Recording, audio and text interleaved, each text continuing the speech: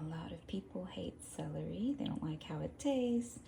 They don't care for the smell. They don't care that it even exists. But you can find beauty in anything and everything. These roses, these patterns, this beautiful design.